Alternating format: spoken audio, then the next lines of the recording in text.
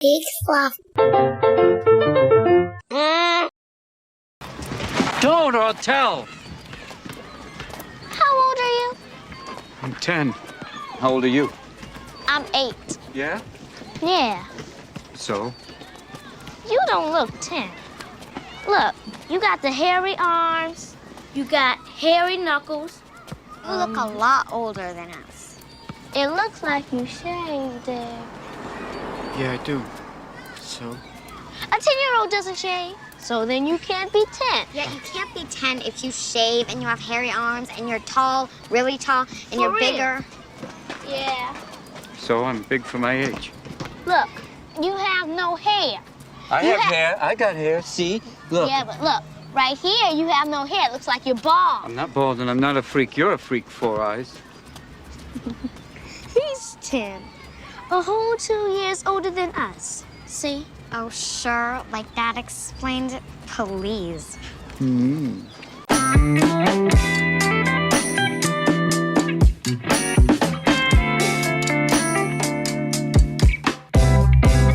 Hey everybody, I'm Joel Murphy, And I'm Andy McIntyre. and this is Silver Linings Playback, the podcast where we watch maligned movies and we find their silver linings.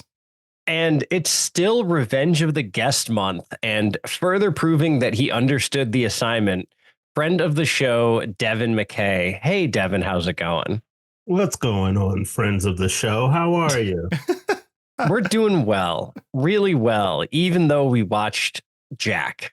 Oh no. You know, I had a nightmare last night. And that nightmare was us having an argument over this movie because I love this movie. Oh no. Well, Oh, no. it's coming true. Yeah, this is ill portends from your dream. I called my friend right before we started recording, and I was like, "Yeah, I'm doing the podcast, and we're talking about maligned movies." And he was like, "What are you watching? What are you talking about?" And I was like, "Oh, Jack." And he was like, "Oh man, that's a bad movie." And I was like, "That's what I'm saying. I love that movie." It's so good, but apparently not. That's why we're watching it. That's why we're talking about it. I mean, it's definitely maligned by critics and maybe hosts of podcasts. Who knows? Yeah, Well- Devin, I'm sorry, man, but I did not like this movie. I gotta know why, though. You gotta give me some good reasons why. And it can't just be because of the obvious. Like, we know It can't be the plot or the structure or the it lack can't of be jokes. Bill Cosby. You can't just It's say not Bill Cosby. No, It's not Bill Cosby. No. Yeah. No, it's not. It's not Bill. He's not helping, but he's not. No, I think even without Bill Cosby, it's just, you know what it is? Like, I find this movie really confusing because to me, it has a pretty classic setup in that you have an adult playing a kid in a kid's world. That's great. I love that. That's big, amazing movie. That's Billy Madison. That's Pen 15. That's Strangers Vice with Candy. versa. Yeah, Strangers with Candy. Like, there's like, it's very like fertile ground for a movie, and it's something I'm into. This movie's strange because it's like, it starts with that, and you're like, Jack Nicholson. That's a very different movie. Oh, Jack. Robin Williams. I think it's because it's called Jack. Robin Williams is he's gonna play a 10-year-old kid, and you're like, oh man, like 90s Robin Williams playing a kid. I love it. And then it's a weird existential sad movie that's not funny. That's every Robin Williams movie, though. I feel like. Have you seen Hook? Yeah, it's like it starts off Popeye? it starts off whimsical, and then it gets really sad and introspective towards the end. That was this movie. So I'm gonna shoot myself in the foot with this one again. But my favorite Robin Williams movie of all time is Bicentennial Man, and I feel like that also does the same thing this does, where it's like it was marketed as this really sweet, sort of fun family film, and then halfway through it starts talking about all this like depressing stuff like mortality And the nature of consciousness. And yeah, exactly. And but as I get older, I find myself coming back and being like, that's what I really like about this movie, is that I was able to enjoy it for what it was as a kid. Because I was also, I forget what year this movie came out. It came out 96. 96. So I was 5 or so.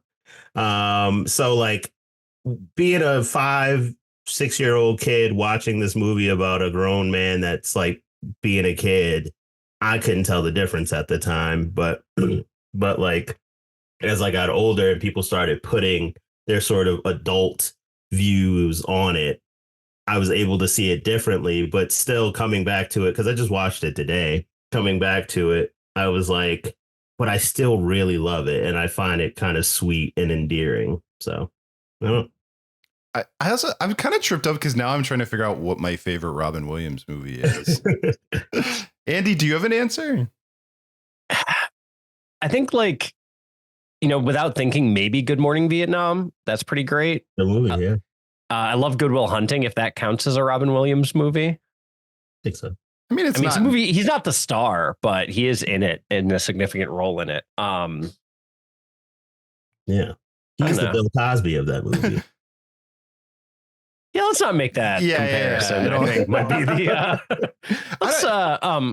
I do have I feel like my wildest swing is like, I'm tempted to say my favorite Robin Williams movie is World's Greatest Dad, which is like, that's a big ask of someone to watch. But that is yeah. I like 1 Hour Photo. That's a good one. Yeah. I mean, Insomnia is great. I do like some of his weird, dark movies for sure. I mean, also Aladdin. I think my answer is probably Aladdin, if I was honest his darkest with myself. movie. That's his darkest. Which I guess we should talk about. This movie is connected to Aladdin in that I think people know, or it's at least pretty well known, that Robin Williams had a pretty big falling out with Disney because of Aladdin, because he took a pretty small salary when he did the film and kind of just said, like, look, just like downplay me in the marketing. I only want to be in 25% of the movie. Don't sell a bunch of merchandise with the genie on it. And they were like, yeah, sure. And then they did all those things and he was really upset. And this movie was their like makeup movie. It was like their olive branch. And he said, yeah, I will do this movie as long as Francis Ford Coppola gets to direct it. Which feels to me like him trying not to do it. That's how I take that. like he didn't think that would happen. You know, he didn't think that they would be able to pull, like, it's like, oh, now he's just being ridiculous. No way is Francis Ford Coppola going to direct this maudlin script. And there you have it. Yeah, I do. I think we should maybe talk about Coppola too, because like, I just want to be clear that while I did not enjoy this movie, I do think Francis Ford Coppola is one of the greatest American directors of all time. I think he's unassailably. Whoa, hot take. I know he's unassailably brilliant. I mean, everyone obviously talks about The Godfather, Apocalypse Now, like, you know, The Conversation is often not remarked on, and that's a great movie. That's ironic that we don't talk about The Conversation. I know, but we should. Bram Stoker's Dracula. Yeah, I mean, and then all the like The Outsiders and Rumble. What is it? Rumblefish. Yeah, like those are Rumble great. in the Bronx. Yes, yes, he did the Jackie Chan American crossover Rumble in the Bronx. But I say all that to say, like, I love the man. I have nothing but respect for him. But he is a weird choice to direct this movie, and I do wonder if, because I think he directed it well, but I don't know if it needed Francis Ford Coppola as much as it needed whoever directed all of Adam Sandler's movies in the 90s or something. like I think maybe it needed a more comedic minded. That it needed Tom Shadyac. Yes. What's his name? Ron Howard. This was a Ron Howard. This was a Ron Howard movie. I think you might be right there. Guys, let's not get crazy. We don't need Ron Howard. And Jack. He loves them, but Francis Ford Coppola like loves this movie too. I think I was reading something earlier. It was a quote that he said something about like how he was expected to feel ashamed that he directed this movie, but he was like, he doesn't understand the hate behind it, and he didn't want to be sort of like pigeonholed as the big, you know, Martin Scorsese type of director. So he wanted to just kind of follow his intuition and do something that was on his heart. And then that's why he ended up picking this movie up. And I'll ask him. I'm seeing, ironically, this is so funny. Ironically, I am seeing Francis Ford Coppola in person next week. Legitimately, he is hosting a screening of the movie The Cotton Club, which I've never seen. So he'll be there, and I'm gonna wear my little Megalopolis jacket, and I'm gonna walk up and say what's up to him. Tell him about the podcast. I also, can we just take a second? Because I want to talk about Megalopolis and your experience, but that was the greatest name drop in the history of this podcast. And I applaud you for just casually being able to say, well, I'm going to see him next week. So I'll see him. Frank next week. So. Yeah. That, bravo. That I sincerely mean that. That's the coolest thing that's ever happened on this show. Oh, thanks. And that's my time, folks. No, yeah, it's cool how if there's one thing that always charms me about living in Atlanta, it's that celebrity sightings are very casual. Like you'll see people, you'll work with people just on a whim, and that's just kind of cool. Yeah. By the way, I did to go back to this. I did actually pull a quote from Coppola that where is it? He said, I had polio as a child and was kept from any contact with other kids. There was a lot of longing, and I think that's why I empathized with this film. So that was kind of part of his logic of why he wanted to do this and what he found interesting about it, which I do think is really fascinating. Yeah, I agree. There is and that's why I'm like, I can understand how someone might not like this movie or doesn't like this movie, or a certain podcast might not like this movie. But there is a sweetness, and there is, I think, watching it again today, being able to see the amount of effort that the actors were putting in. Diane Lane was really good in this movie to me, as this mom who's struggling to want to give her son the life that he wants, but also knowing that it might be destructive to him. And there's even I noticed there was a side small story that comes in later where the dad's like, hey, if he dies, maybe we have another kid. And she's like, that's kind of messed up, don't you think? To have that idea. And he's like, no, we got to have that conversation at some point. He's growing at a rapid rate. He's going to die in the next few years. Do we want to try again? And then at the very end of the movie, they have a new daughter. And so I was like, oh, that's like a little side story that got settled out. And here's the crazy thing. That daughter was 12, but she looked like an infant. Yeah, exactly. She's aging at 1/4 the rate of everybody else. That daughter was Lauren Bacall, everybody. I do that does kind of feel, I mean, I clocked all that as well, but I found that a little darker because it was sort of well, we can have a normal child. And it was almost implied that Jack might have heard them because he was walking around when they were having the conversation. So it's it is kind of unaddressed if he knows that they were well, I mean, this kid, he'll be gone soon. And then we'll have a normal kid. Yeah, I guess it all depends on how you look at it, because it really is if you, because I just kind of took that as the world is going to do what the world's going to do, and we can just take this as our loss, and we just don't have another child, or we try to bring another child in this world. I guess it all depends on what you want children for. But I should say that as someone who doesn't have kids or want kids. So what do I know? Same. None of us have kids, huh? Right. Nope. By the way, also, we were talking about this off the air, but important, I think, to bring up now, since we're talking about the dad. He shot porn, right? That's definitely the dad's job. Yeah. There's one scene where we see the dad at work, and he's filming two women who are sitting on a carrot. And it's unclear why, but I mean, it is clear why, because he shoots porn. So yes, that's sort of the unaddressed subplot. Though, by the way, speaking of things where you kind of said about the time jump and it's, I guess, settled off screen. Molly pointed this out when we watched it as well. Like we hand wave past Fran Drescher ever discovering that he is a kid. We never get to see that moment. Yeah. Yeah, she's never found out. She's at the graduation and he's the valedictorian, so presumably she had to have pieced it together at some point. Or she's just like, wow, she looks a lot like that 40-year-old man I knew 10 years ago or 18 years ago. 7 years ago. 7. Yeah. 7. Yeah, 7 years later. Yeah. Yeah, I don't know. Like, part of me just feels like this movie played it super safe. And I think that's one of the issues I have with it. That, like, it didn't really delve too deeply into the psychological trauma of either trying to navigate the world of a 10-year-old as a 40-year-old man, someone who looks like a 40-year-old man, or the opposite.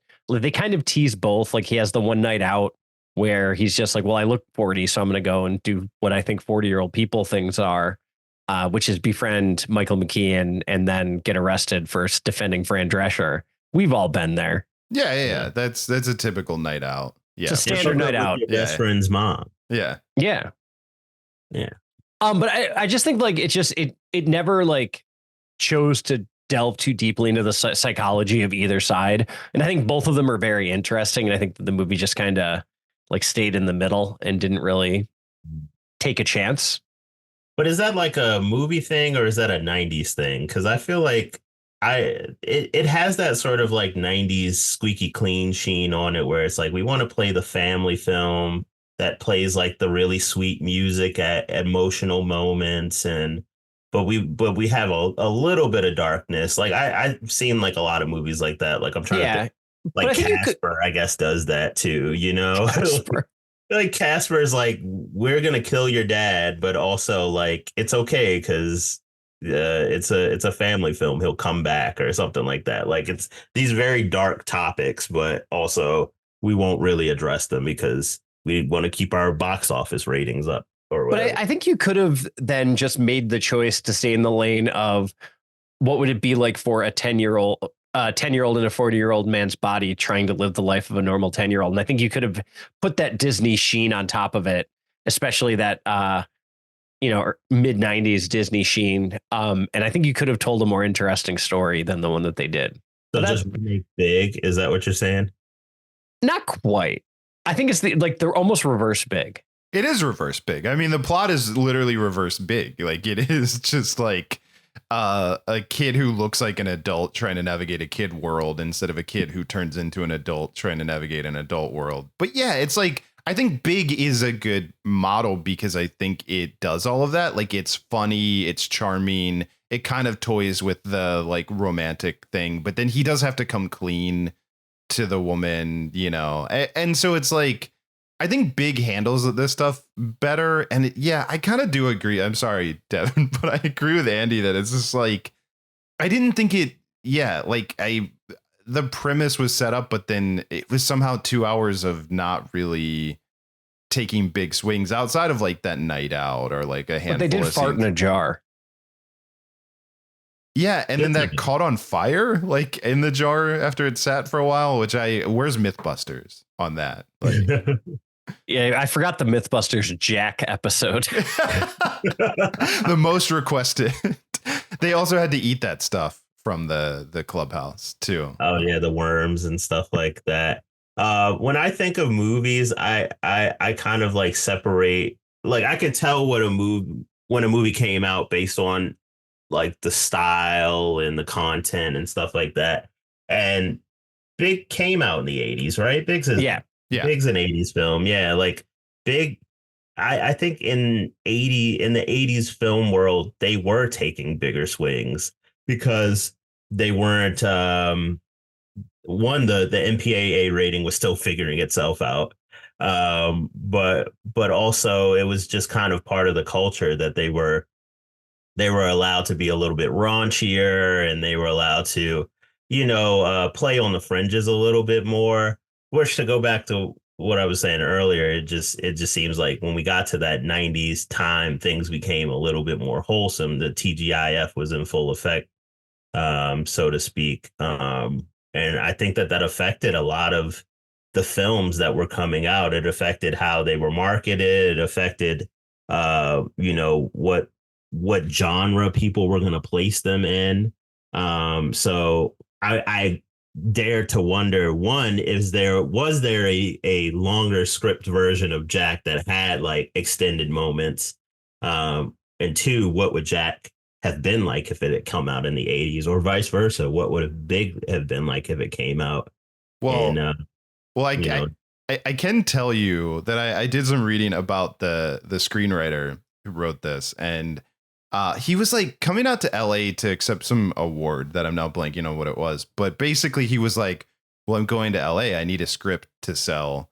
And he came up with this in about a month. Like, he wrote the script and sold it about a month later when he got to LA. But I know what he says is that the original script was darker, and that apparently he says he was supposed to direct it. And then obviously with Robin Williams wanted Coppola and all that. But he said that he like was asked to add a bunch of jokes and to make it lighter. And so that his original script was, I guess, according to him, darker and, dealt with maybe more stuff. And then they wanted all the like fart jokes and that sort of thing once Disney bought it. So, but also he wrote it in like a month. So that's all the information I have for you, but that's what I read. Apparently he wrote every single Purge movie. Oh, really? It's the same. And he also directed the first 3. Nice. So he went from what I'm looking at right now, Jack was like the cleanest film he did, because after that it was just like a bunch of action movies. Like, he wrote Assault on Precinct 13, and then he did every Purge movie, and then he did Skinwalkers, like just the complete opposite of what I would have expected from the guy that wrote Jack. So I guess, yeah. I do question the original draft to shooting script, like how many changes happened along the way. Yeah. Everybody's got like a partner at the end of that movie. Did you catch that? Like, Fran Drescher had like a new husband, and I think like Cosby had like a wife that was on the stage with him at the end of that. Yeah, why was he on the stage at graduation? I thought that too. Yeah, that didn't make any sense to me. And I kept trying to figure out if Fran Drescher's guy was the bartender from the bar, but I wasn't sure. Like, I couldn't quite place if it was the same guy or not, but he kind of looked a little bit like that guy. Yeah, you would think it would have been Michael McKean. That would have been great. Yeah, I'd be fine with that. Yeah. The more Michael McKean, the better. Like, I don't know. This movie, again, like, I think we'll have genuine things to like about it. I don't think that it's completely devoid of quality, if that's any consolation. But like, it just every second I'm like, there's a more interesting movie with this exact same premise. Even with the 90s sheen, that I feel like I could be watching it's instead. called Billy Madison. I've seen it. It's great. I loved it. But he was actually 30 going back and being in But was he? Watch that movie. Are we sure that he wasn't aging at 4 times? Like, watch that shampoo is better scene. That's a 30-year-old man. I mean, I think mentally he was aging 4 times slower than and I think the normal adult is actually what was happening. But, Billy Madison's fun. I do love that movie. Billy Madison came out in 95, 1 year before Jack. Oh, it beat Jack too. Oh no. Yeah, this was the Oscar bait Jack. That's another thing that we like haven't really discussed at all, but like, I think that Robin Williams in the 90s definitely had like an Oscar bait run that he was doing between this and The Fisher King and a few others for sure. Yeah, because Bicentennial Man, I think, came out in 98 or so. Yeah. One of those. Yeah. So he was doing like, he was trying to put himself out there as much as possible. And for every like flubber, there was another prestige pick that was taking a swing at winning an Oscar. Because he was a fantastic actor. Which also, I feel like he was he was successful at it, and so many comedic actors, Jim Carrey, have tried to do that since and have never found the same balance that he pulled off. Like, for whatever reason. Yeah. Jim Carrey was great in Truman Show. No, I love Jim Carrey, but Jim Carrey tried to do that. A lot of actors have tried to do that, like since Robin Williams, but I don't think anyone's ever quite pulled off the Robin Williams, like one studio movie, one like prestige movie, like balance, that he pulled off definitely in the 90s and early 2000s. No, I think a lot of people were there are a lot of comedic actors that were like, I can do this. I can do this drama thing. It's not that hard. Yeah. Yeah. But how many of them were great at it? I also love Eternal Sunshine. Jim Carrey definitely. I love a lot of Jim Carrey movies. Yeah. I think I love Man in the Moon too. Like there's a lot that are great. Batman Forever, all perfect movies. What's the one? The Majestic. The Majestic. That's the exact one I was thinking of. Thank you so much. That literally was the movie I was thinking. I was like the one where he's like gets amnesia and he's that was his. I feel like that was his first swing. And if I'm not mistaken, he messed up, right? Like he did a whole thing where he was he got like an award for The Majestic. Well, no, when he won back-to-back Golden Globes for The Truman Show and Man on the Moon. Right. And like called himself the Tom Hanks of the Golden Globes, but he was like very upset that he didn't get any Oscar nominations. Yeah, because he said something. If I remember correctly, he went on stage and he said something like, "This is great, but we all know what I really want." Yeah, it was something like that. Yeah, and that kind of did not make the Globes like, too happy. Yeah. Don't shit on the Golden Globes. Somehow wanting an Oscar is automatic. Like, nope, no Oscar for you. Well, I also think it was just you're winning an award and saying that you don't care about it is not a good. Because you'd rather win a different award. Not a good look. No, it's not. I'd love to win a Golden Globe if anyone's listening. Like, I'm good. I want to win a Moon Man.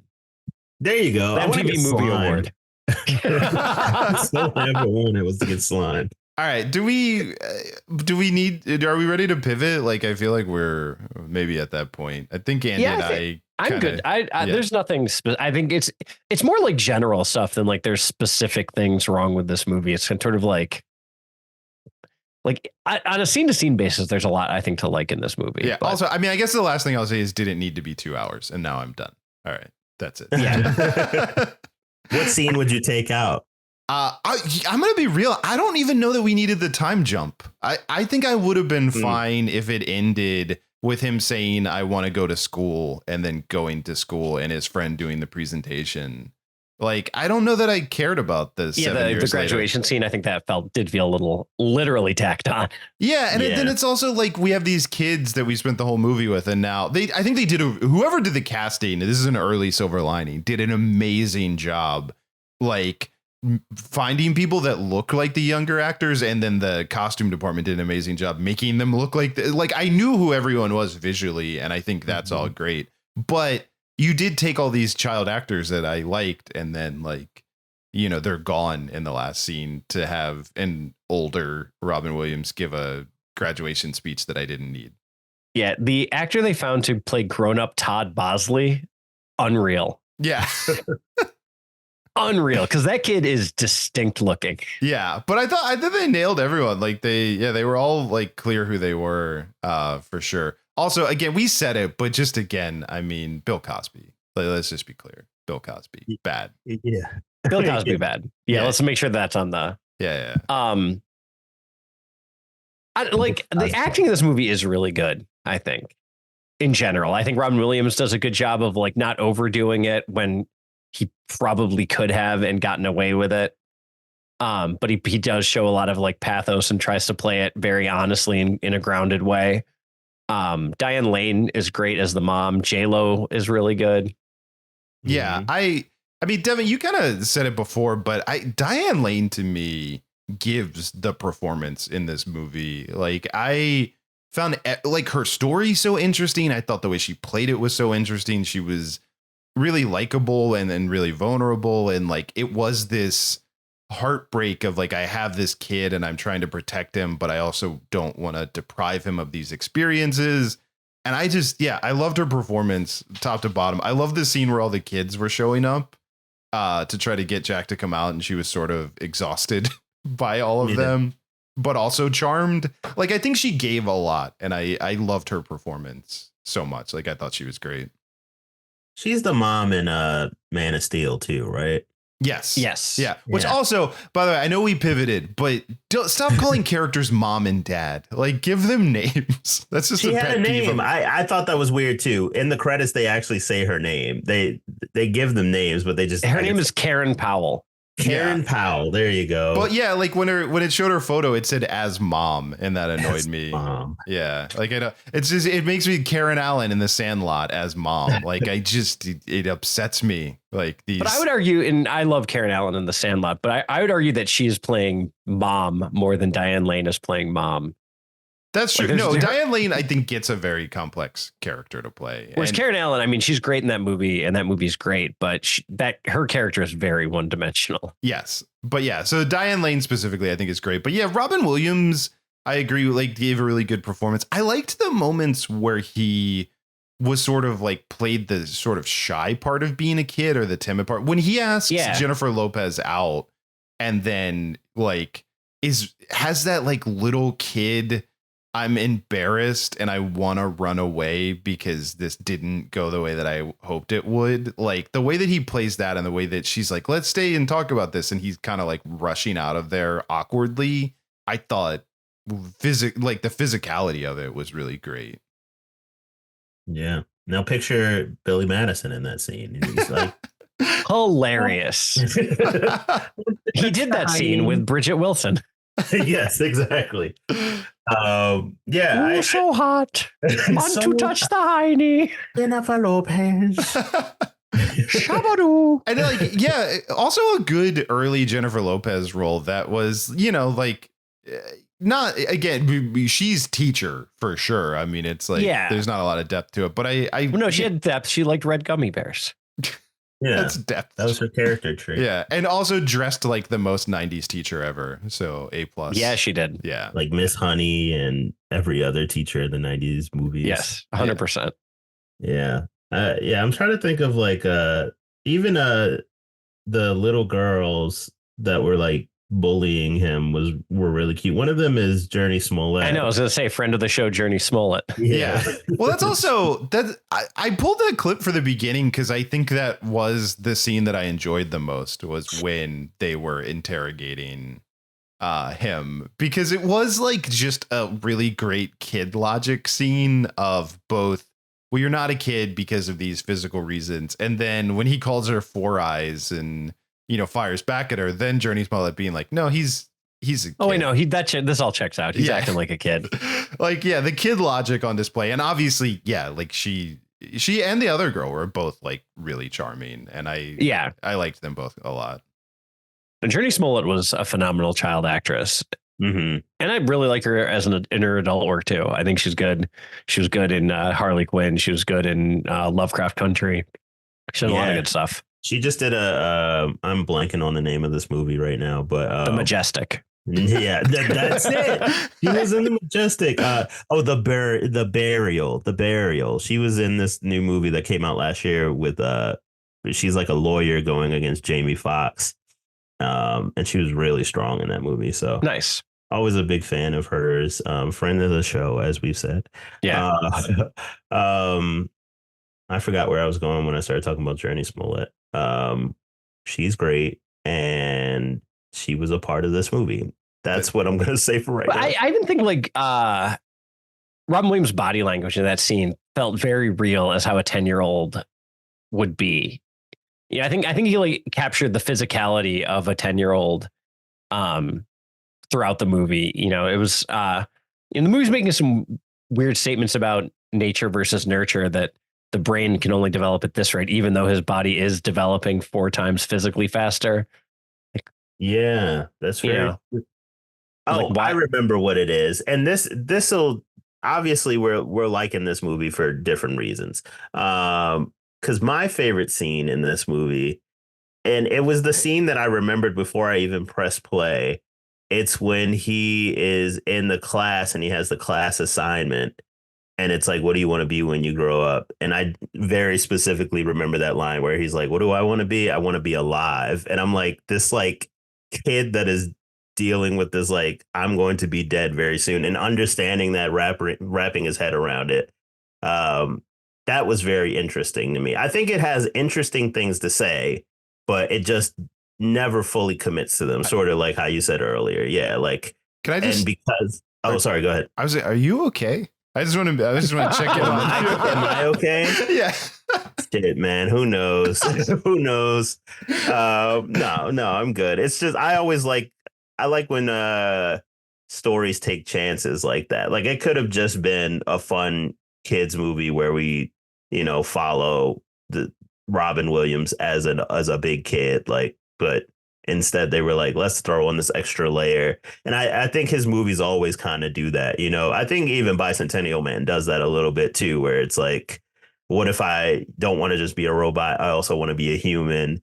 But part of being the oldest living human is that you have to watch all of the people you love pass away over time. Like Patch Adams has like this thing where, he has to like tend to these sick and dying kids. And then like, I was about to give a spoiler away for Patch Adams. I think you're fine. Do it. Yeah, Just I go think ahead. the statute of limitations has passed. Oh shoot. Yeah. Well, oh shoot, indeed. And then the love of his life gets killed in that movie. She gets like killed by a random. What? Sorry. Yeah, No, I'm my kidding. bad. I was just gonna watch that. Go watch it anyway. Yeah, and just like how in Flubber he decides that he can't just flubber; he needs to have real relationships. Yeah, remember the robot wants to bang him in that movie too? Yep, it's true. I mean, even Aladdin, now that you're pointing it out, Aladdin, like he's in, we zone in on he's imprisoned in that lamp and that like he's been burned a bunch of times on people being like, oh, I'll use my last wish to free you. And then they don't, Yeah. There's a lot of like, he's really good at that. He's really good at just taking sort of very by the numbers story and then being like, what if I add this little element to this character? And I don't know if that was specifically him, but he as an actor was the one that was capable of bringing that out and making it memorable. So yeah. I'm still thinking about like what my favorite of his movies would be, but another like movie of his that I love that I think is underrated is Death to Smoochie, which is like See, I don't like that movie. Why? It swings too hard almost, I think. Like, I don't know, like it's too dark almost. And I that's usually not a complaint I have of movies, but like, I can see that. I don't know. I just feel like it started to be dark for the sake of being dark rather than to like actually like try to make a statement about something. Yeah. I wouldn't even know what the statement would be in that movie because it is like a dark comedy. I guess the statement is don't fire the previous children's show host. I don't know. Like a good advice for everybody. Yeah. Like really applicable to all walks of life. Hey, did we just give a bonus silver lining? We did a free extra silver lining. That's why we keep having you back, Devin, is so because we always get a little bit of extra silver lining thrown in for good measure. Oh, jeez. And now we don't have to do Death to Smoochie. So there's that. Yeah, that was your plan all along. But Devin, I do like. I kind of want to ask you about that. I don't know. I guess I'm putting you on the spot to sell this movie, but okay, because you worked on Megalopolis and because it's I think people know like this is like Coppola's big dream project, and I know he had a screening here in LA for investors, and no one has bought it yet. And I love Coppola, as I said at the beginning. I think he's a genius. I want to see this movie, but you worked on it. So like, I feel like since we have you here, do you want to, as an extra bonus, hype this movie up, get this movie sold? Like, can we, in case there's any big investors listening to Silver Linings Playback? Oh, and we know there are. Oh, geez. I'm selling Megalopolis or Jack. Megalopolis. Jack's done. It's on Disney Plus. Megalopolis, because I don't know what I signed months ago. So let me start by saying that. Megalopolis to me is going to be one of the most unique movies that has come out in a long time. So I'll say unique and like very ambitious in how it tells its story. Because in the same way that like when Avatar came out, Avatar was like something completely different than anyone else had ever seen before. And they were like, it's kind of Pocahontas, but it's also kind of, like this alien futuristic thing. And it's trying to work with 3D, and I don't really understand it. I think people are going to have that same response with Megalopolis. They're going to want to buy in because of Francis Ford Coppola, but they're going to need to want to stay based off of how they relate to the story. And I will say that the story, without giving anything away, it touches on a lot that's going on in society today. Specifically like divisions of people, like how people are very divided based on certain camps and what you believe in and who you follow, both like socially and politically. So that's like a really, really big part of the film. And I think that it's one of those movies that's going to be a slow burn. Like if I was, it might not hit directly. Like people will go watch it. They'll be like, okay, but then they'll start to see like how that movie is very mirrored in society. So awesome. That's what I can Good job. do. Yeah. No, I just have that. I'll buy it. Andy's putting in a bid, but yeah, he's the businessman that works in the studios. But no, I just have that too. Because again, I think he's brilliant. I think Apocalypse Now is one of the greatest movies ever made. I think he's a genius, and it does make me sad that someone who I believe is a true artist who used his own money, sold his own vineyard to finance this movie, who is proven to has a track record, who is a great director, is like, someone buy it. Like someone has the money and has spent it. I mean, Andy and I just did the Rebel Moon movie. Whatever they spent on that was more Netflix, and they're definitely not making that money back. So just I can't believe someone isn't stepping up. And so he's had that before though.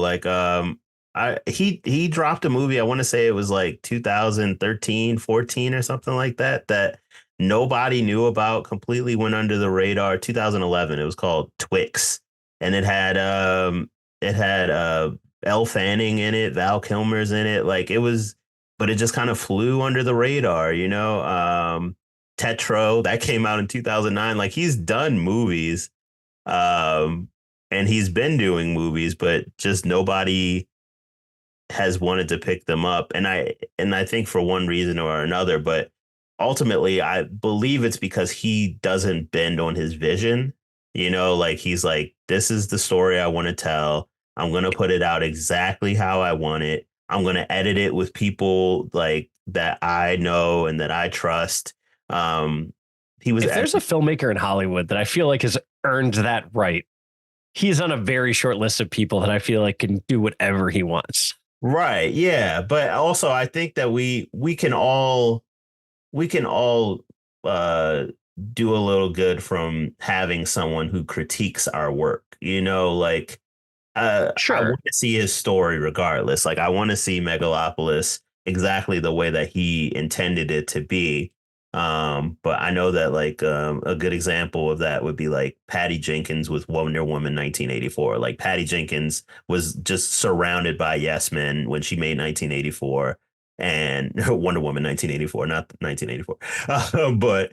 But I think that caused that movie to fail because she didn't have anyone to really say hey, maybe you want to cut this. Maybe this storyline doesn't make any sense.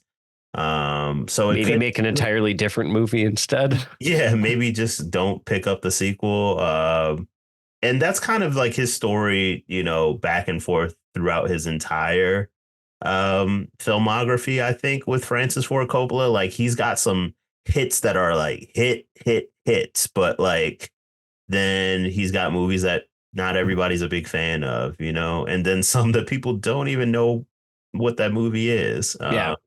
So that's just how he is as a director. But also I don't think he gives a shit at the end of the day. Like, I think but that's, I think, why I respect him, because I think he is a true artist in that, like, and again, if you've seen Hearts of Darkness, like, he is someone. I love Hearts of Darkness. Yeah, So good. yeah. Oh, so good. But yeah, he is someone who I truly believe, like, is an artist, and who, yeah, like, he doesn't want to compromise on his vision. And I don't disagree with you on Patty Jenkins, but I will say the flip side of that is Orson Welles one time in his career was given final cut and the freedom to do whatever he wanted, and he made Citizen Kane. So yeah. Yeah. I mean, and when you've done it as long as those greats have done it, you probably know what you need to cut. You don't really need to have that person over your shoulder at that point. And also, it's his last movie, you know, or what I would assume is his last movie, because he's up there. And RIP to his wife, Eleanor, who directed Hearts of Darkness. Yes. Yeah. She's amazing in and of herself. Yeah. Very sweet too. When we were on set, we had the pleasure of them celebrating their anniversary while the filming was going on, and we like stopped filming and we all gathered around this table that had like little champagne and hearts and stuff like that, and we just got to watch them profess their love to each other, which was really beautiful. And so it's like, I think that, like I said, once you've done it all, he's been swinging for the fences his entire career, but now it's like, this is potentially his last chance at bat. So yeah, might as well just go for it, you know? And if people don't like it, whatever, you know, he'll have a full body of work at the end of the day that is representative of the chances that he took as a director. And whether you agree with that or you don't, then that's just on you. It has nothing to do with him. So it's pretty cool. Yeah, I have to believe that someone, you know, like there are so many movies that come out that you're like, you spent a ton of money to make this, and I don't know why. That, like, yeah, let the man for his last movie just buy it and release it. Just, well, why not? You know, just you'll be fine. Yeah, what's the harm? Yeah. What's the harm? Yeah, the studio does not like to play ball these days. They don't like to gamble much these days either, so. Right. No, they really don't. Like, the fact that you're saying that this is an original movie with something to say about society, it's like, oh, no one's ever buying this because it's not licensed IP. It's wild, though, too, because, and you said it with his other movies that he's done recently, too. It's like actors want to work with him. There are names in this movie. Like, you would think that you could sell it on the cast alone. But a lot of favorites, like Giancarlo Esposito's in the movie. What's his face? Shia LaBeouf is in the movie. People, big fans. The Majestic themselves, Jim Carrey. No, but yeah, there's like so much to attach to with this movie. I'd just be really interested to see how people respond to it, because even when I read the script of it, I was like, I just don't know. I do not know.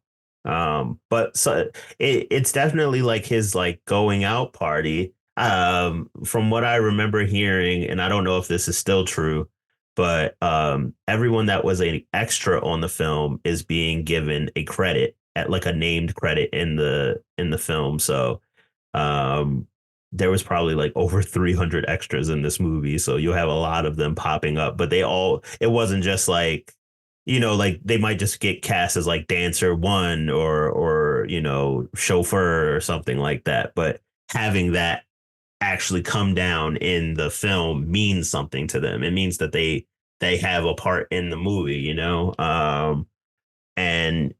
And just like how he's trying to go back to basics with it, he did a lot of like poor man's process stuff, which meant that like he was, you know, doing a lot of faking in the old school way, as opposed to using like what are those things called, the volume or green screens or any of that. Like he was just like, let's just put like a backdrop behind them and then put a rain curtain over it to make it feel like it's authentically there. So it just felt like a celebration of film. It felt like he was really trying to bring everyone in and just involve everyone in the story and make it really personal to him. So more power to him. He also made Captain EO. I just got to say that. Yeah. He did make Captain EO. Yeah, he did. Got him into Michael Jackson at least once. Well, please tell him we said hey when you see him. Tell him we said sup. I got you. Yeah. Tell him that we'll always have him in for an episode if he wants to. Yeah, and if he wants to have Andy and I come by the vineyard and watch a cut of the movie, we'd be happy to do that for him. Like, yeah, we would do that. I think we would take time out of our busy schedule. Yeah. You guys are really busy all the time too. Yeah. So I'll be sure to let him know. I mean, maybe if he can give us a couple of dates just so we can be sure. Yeah, just to lock it in, make sure don't have anything else going on. Yeah. I'll just walk up to him and I'll be like, hey, Francis, by the way, you missed an episode of Silver Linings Playback. I know you're a big fan. And then he'll be like, oh, God, yeah, that's right. And then I'll be like, the one podcast I listened to. And then he'll be like, oh, they're talking about Jack. I can't wait to hear my two favorite podcasters talk about how much they love this movie of mine that I feel like is misunderstood. And so for that, we're sorry, for sure. Yeah. We failed you. He forgives you guys. Yeah, he just texted me and told me. Awesome. Well, he texts. I'm impressed that he's texting. Like, honestly. Yeah. Does he do a lot of emojis or... Like no, he uses a lot of punctuations though. He's like, tell them I said it's okay, period. I still love them, period. And you're like, are you angry with me? But it's all out of love. All right. Is he paragraph at a time or sentence at a time?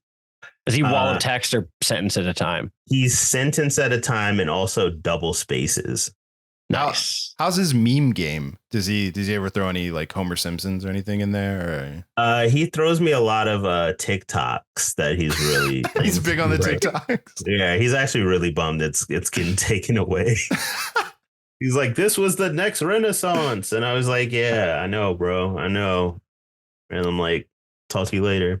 Well, that's right. He shot Megalopolis in portrait mode, right? That's been a big Why that's a huge thing. It's actually was shot in portrait mode, and it's being remastered to be widescreen. So that's not going to work. That's going to be that's going to look stretched the wrong way.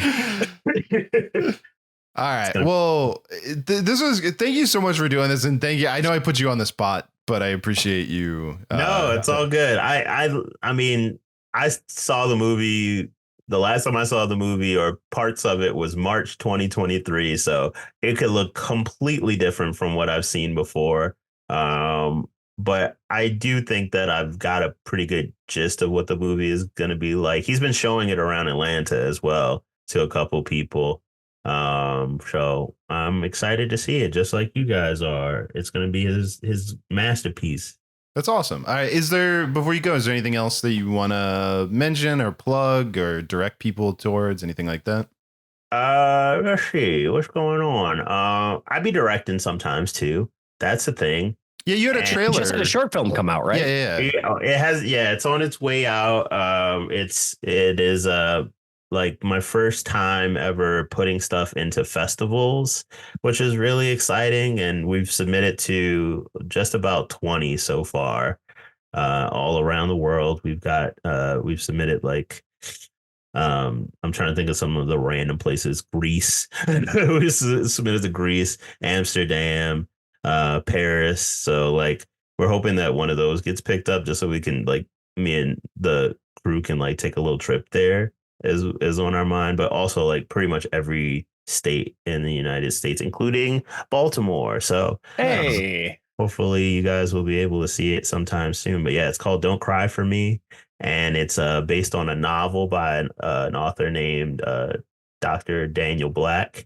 And before we even finished the movie, we found out that he lived in Atlanta, and so we were like, I didn't know this like prior to making the film. I just really loved the book and I wanted to write something about it. But then after we finished it, like I, got in touch with him, had a meeting with him, and we sat down, showed him the film. And one of the very first things he said was like, this has to go on the festival circuit, right? And we were like, nice. Yeah, that's awesome. So yeah, we like wrote up a little agreement and now we're out here rocking and rolling. So we're hoping that the movie starts hitting festivals. We'll start hearing. We already heard back from one festival, and that was a yes, but I don't want to talk about that just yet. But we start hearing from the rest of them on next Sunday, the 5th. So Nice. Yeah, we'll start putting stuff out about that soon. Yeah, and if you want to know more about that, you can go to my Instagram page for my production company that I just brought out, and that is Val N Vic Productions, VAL, the letter N, and then VIC Productions. So there you go. Awesome. Great. Yeah, always a pleasure. Thank you so much for doing it, man. Yeah, thank you guys for having me. I love having these fun talks. And and Francis, thanks again for listening. It means Thanks for supporting our Patreon, Francis. He just texted back. He said, "You're welcome," period, and then double space, and then he said, "See you guys soon." Oh, he did put an emoji. It's like the kissy face emoji. So, oh, nice. Yeah, I wonder who that's for. You figure it out. It's me. Silver Linings Playback is a production of HoboTrashCan.com. If you enjoyed the show, please rate or review it on Apple Podcasts. Hear more great shows on the Peak Sloth Podcast Network.